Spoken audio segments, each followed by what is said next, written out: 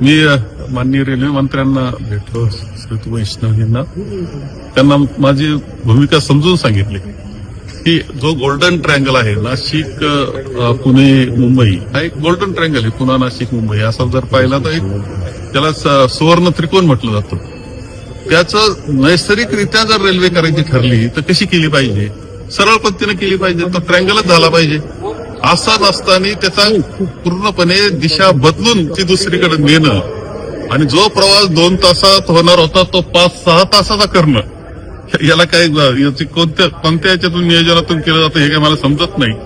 आणि हे सगळे यापूर्वी मान्यता ज्यावेळेस घेतली, कॅबिनेटमध्ये आमचा ठराव झाला, आमचा स्टेटचा वाटा देण्याचं ठरवलं आम्ही, हे सगळं झालेलं आहे. एवढंच नाही तर 400 कोटी जवळपास हे कॉम्पेन्सेशन सुद्धा वाटून झालेलं आहे शेतकऱ्यांना. त्यावेळेस सगळी गोष्टी ज्या टेक्निकल बाबी सांगताय त्यावेळेस काही निदर्शन आले नव्हते का? मी होतो त्या प्रक्रियेमध्ये, त्यावेळी चर्चा झाल्या होत्या, काहीच अडचण नाही.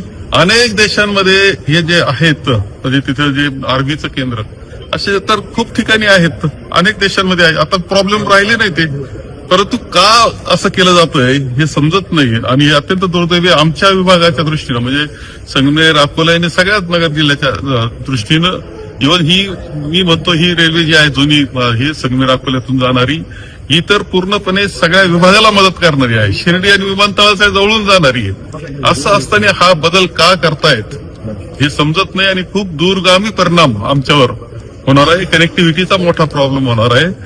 माझं मत असं की अजून त्यांनी विचार करावा विनंती केली, त्यांनी मला समजून सांगण्याचा प्रयत्न केला, परंतु त्यावर ते माझंही म्हणणं त्यांना पटत होतं. ते म्हटले पुन्हा आम्ही काही गोष्टीचा अभ्यास करतो आणि त्यातून मार्ग काढू.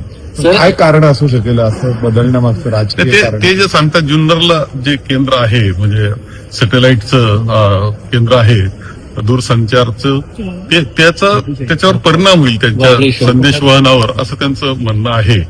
परंतु ही चर्चा मी महसूल मंत्री असताना ज्यावेळेस रेल्वेचं प्रपोजल आलं अनेक वेळा चर्चा सर्व अधिकाऱ्यांशी मी केलेल्या होत्या, त्यावेळेस ही अडचण नाही असं सांगितलं गेलं होतं. आताच कशी अडचण येते, याचा अर्थ काय, हेतू काय हेच समजत नाही आणि इतकं चुकीच्या पद्धतीनं तो मार्ग ठरवला जातोय. हे आमच्या विभागाच्या दृष्टीनं अनेक वर्षाकरता ते दुर्दैवी गोष्ट घडते आहे. त्यांनी आश्वासन दिलं आम्ही म्हटले पुन्हा एकदा मी बारकावे तपासतो, मार्ग काढण्याचा प्रयत्न आम्ही करू. सर याच्यामध्ये एक मुद्दा